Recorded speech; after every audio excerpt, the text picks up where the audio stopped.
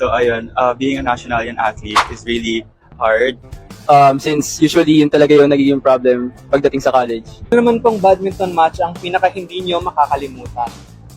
Yung last season namin. Alam niyo na yung mga takbuhan ng buhay ng being an athlete. Kasi pag hindi athlete medyo... Greetings of gold and blue. Attributes of National University and being Nationalian. This This is all about me and you. Atletang Nationalian. I am Carl Gravador together with, Sais Mactal, the host for this episode. and we are here to share with you the moments and stories of National University's badminton team.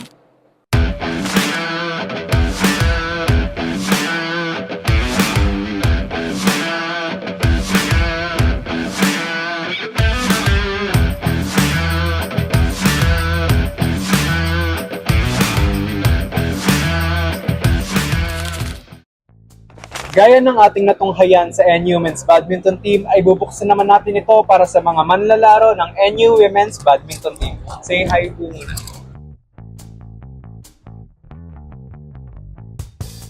Hi, I'm Coach Blanca Carlos Dalisay. I'm the coach handling the women's team.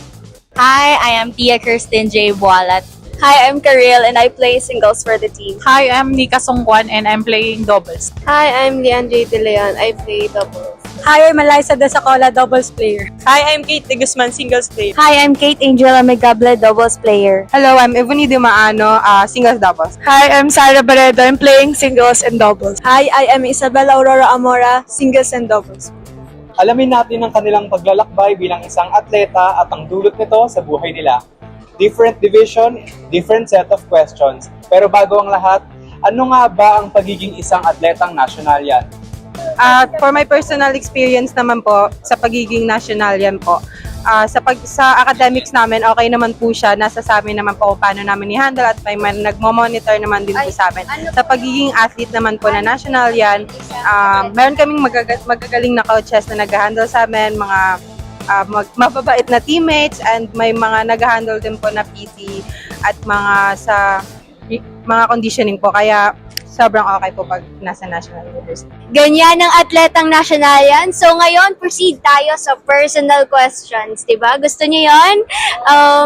Ano ang epekto ng badminton sa inyong life? At paano niya kayo hinubog bilang isang tao?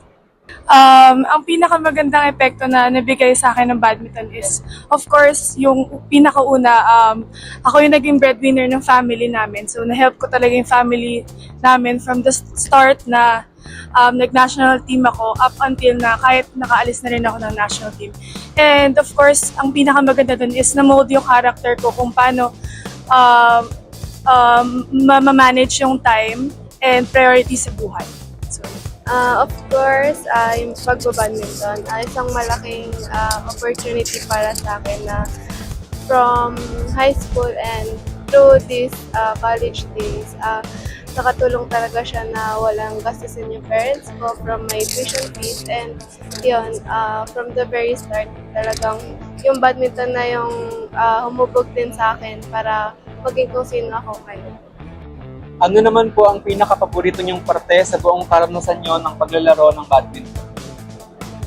Pinaka-paborito kong part ng being an athlete is yung nakakapag-travel kami sa iba't ibang lugar, and also nakikipag-compete kami with other countries, ganon. Tapos nakikipaghalubilo din po kami sa iba't ibang klaseng tao. And bukod po doon, madami po kami natututunan sa mga culture nila, and tsaka masaya po. Yun lang. Siguro po ang pinaka-favorite ko po na karanasan ko as an athlete, siguro po yung nabanggit po ni Karil na yung pagta-travel po sa iba't ibang lugar po, and especially po yung pagkakaroon po ng relationship po sa ibang players po and sa coaches po namin and yung pagiging open po namin, and especially po din yung pagkakaroon po ng yung advice po nila na natatanggap po namin as a player inside of the court and outside of the court po. Ito, para emotional, anong payo sa inyo ng coach nyo na lagi nyong pinangahawakan or dala-dala kapag may laro kayo? Siguro yung pinaka-tumatak sa akin sa mga coaches na naging coach ko is first is always be humble. Nasa top ka man ng pick mo or hindi. Dapat humble ka palagi. And then always look back kung sino yung mga tumulong sa'yo na tao. Most especially yung mga coaches and of course yung family and friends. And then last is with regards to playing inside the court is never underestimate your opponent. Kahit malakas man siya or mahina, always play your game. So, yun. Sa over 10 years ko po naglalaro, yung tumatak lang po na sinabi sa akin palagi, like simula nung bata ng coach namin is palaging like tulungan yung sarili or help yourself. Kasi kung kahit saan ka po dalhin, andun po yung mga tutulong po sa'yo sa labas ng court or sa loob man ng court, kapag naglalaro ka man or hindi. Palagi pong ikaw mismo yung magsa-start na tumulong yung sarili mo bago mo po ma-absorb yung tulong po ng iba. Thank you. Grabe, ramdam na ramdam talaga natin ang puso ng mga atleta natin sa mga sagot nila. Ngayon naman ay badadaan po tayo sa mga casual questions para mas makilala pa natin ang ating mga players. Sino po dito ang may pinakamarami ng nasirang raketa?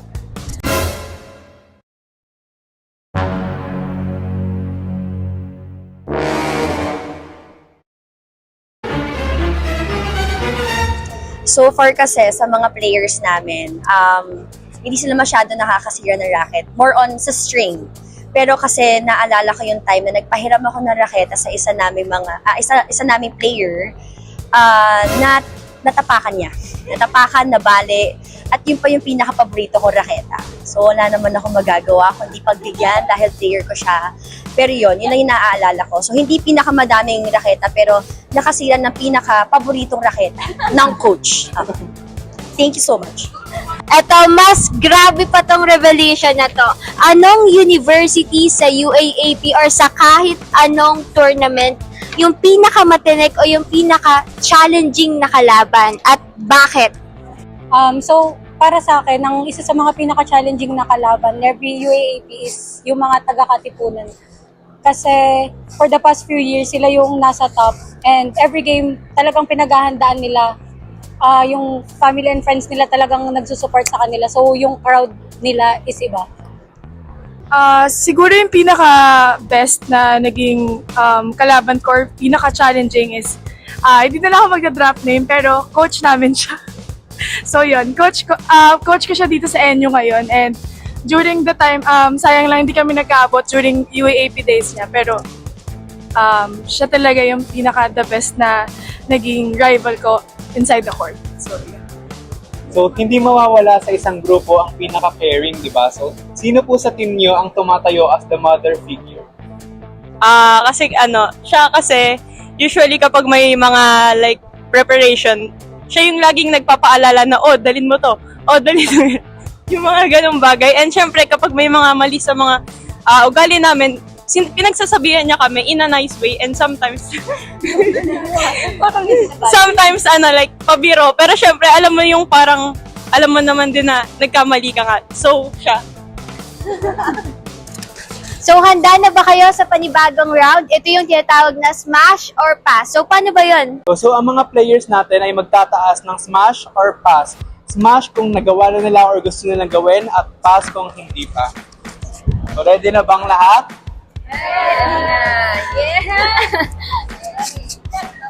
Warm up before the game. 1, 2, 3. Okay. Naliliga after practice. 1, 2, 3. Ay, may nakapass! Kasi po sabi po ni Mama, masama daw po yun sa katawan at baka nanonood po siya ngayon. Kumakain ng marami. 1, 2, 3.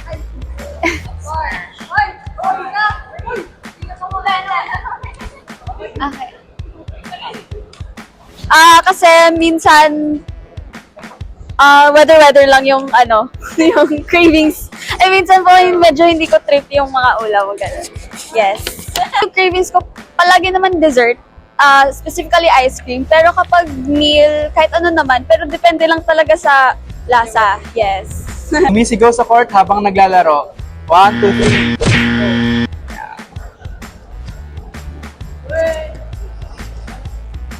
Ito naman, Nagpapalit ng badminton grip. 1, 2, 3. Ay, sige. Gumala after training. 1, 2, 3. Wow. Wow.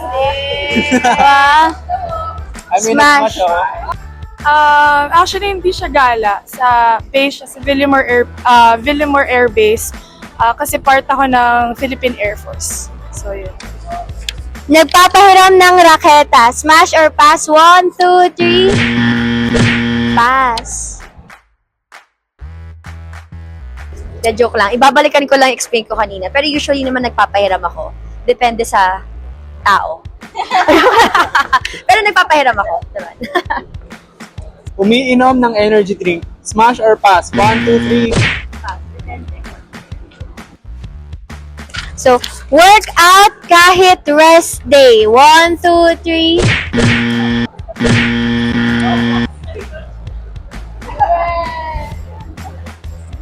Eto, meron bang na to? Nakikipaglaro sa pader. 1, 2, 3. Pader.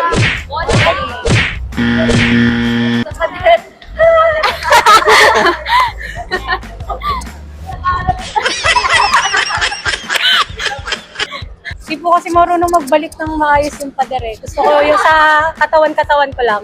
Nagpapaiwan para mag-self-practice. 1, 2, 3. Smash or pass? Isinisingit ang bebe time sa laro. Smash or pass? Ay, dami pa! Hala! Revelation! Asawa na ako eh! What? Ay, asawa ko!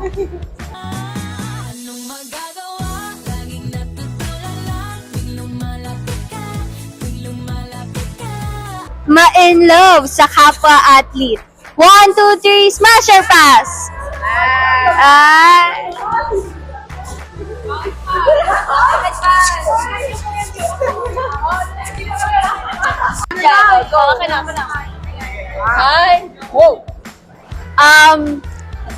Kasi nakaka-motivate po sila mag-training ng maayos kasi, ewan ko, baka sa iba, ay, hindi, pero sa akin kasi, nakakaano sila, parang ginaganahan ka mag-training kasi gusto nilang mag-improve ka, ganon. Throughout past seasons, the National University Women's Badminton team has remained a formidable contender in the UAAP badminton competition. While the team looks to secure their first championship, their collection of bronze medals and Rookie of the Year awards, and being known for their tenacity, teamwork, and spirited play, stands as a testament to their consistent podium finishes and resilience in the face of challenges. The NU Women's Badminton team continues to inspire admiration within the badminton community, embodying the spirit of perseverance and sportsmanship. This UAAP Season 87, they rose admirably as they received their 4th straight bronze medal last October 30, displaying unwavering dedication and skillful performances throughout. Their persistence and commitment have brought them to a fruitful season, which they will bring into future competitions as they strive for the top spot. Ngayon na nakilala na natin ang NU Women's Badminton Team, lilipat tayo para mas makilala natin kung paano ba sila bilang isang atleta. Tingnan natin kung yung tatag ba nila or yung disiplina ba nila, paano ba yun? Okay. Para sa una pong katanungan is, what is your main goal next season or other tournaments? Ang main goal po namin ngayon is mag-champion po this season. Kasi po, 3 years na po kaming nasa bronze. So gusto po namin is mag-champion naman kami. Kaya maaga po kami nag-prepare for our training para mapaghandaan po talaga namin na makuha po namin kung ano po yung deserve namin. First is yung personal goal ko is to go back sa singles ko, yung fully talaga. Since last year, nanggaling ako sa knee injury, so naoperahan ako. So yun, with regards to sinabi ni Nika kanina, gusto namin mag-step up na kasi 3 executive years na rin kami nasa bronze. So, hopefully next year, maka-championship na. So,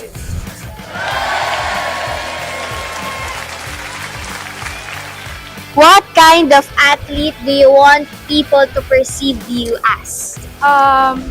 Siguro yung pagiging national university or national yan. Tingin kasi ng ibang tao, hindi kami nag-aaral, tapos puro lang kami laro. So, ngayon kasi, minamanage na talaga ng school na kailangan mag-aaral kami, makapasa kami for us to be able to play in the UAP. So, Yun.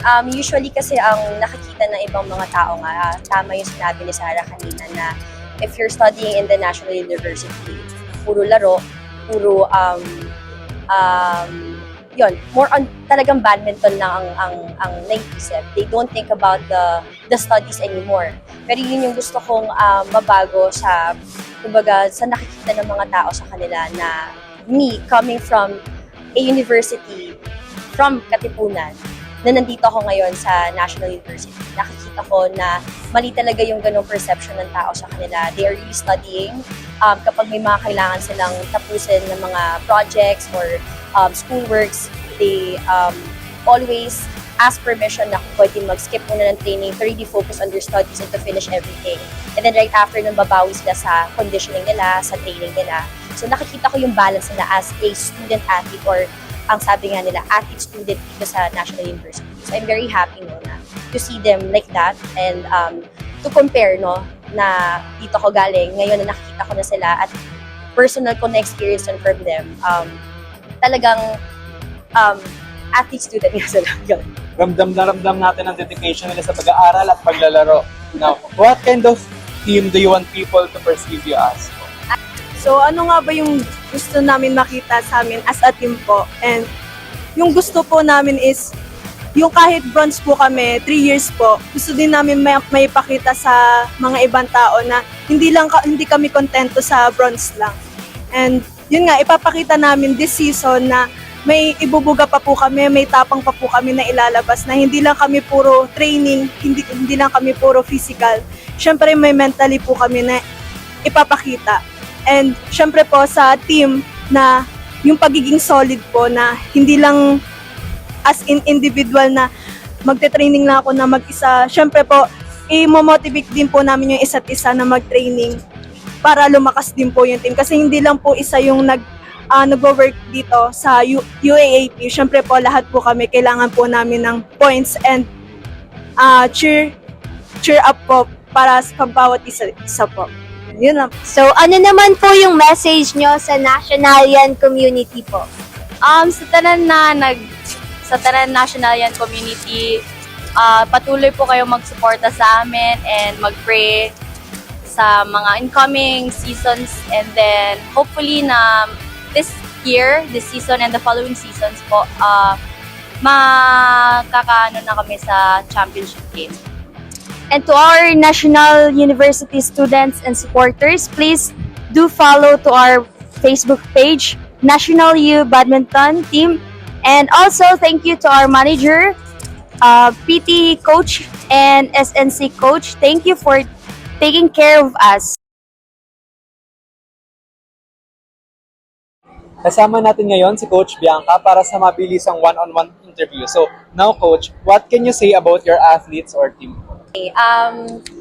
Since it's just my first year coaching the women's team and of course the men's team, sobrang happy ako no, to be their coach actually, kasi sila, very dedicated sa ginagawa nila, and I can see na they're all hardworking and also studying well, so hindi sila mahirap i-manage, kaya happy ako na to be part of this coaching staff. Pwede po ba kayong mag-share ng memorable moments po with the team? I think hindi ko maiisa-isa yung mga memories kasi ang dami na naming memories. Pinaka-memorable kasi for us yung UAAP season, the whole season itself. Kasi ang daming naging ups and downs nung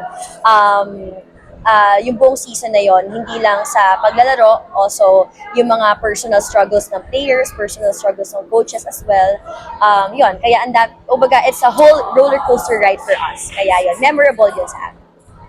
How far do you think they can reach?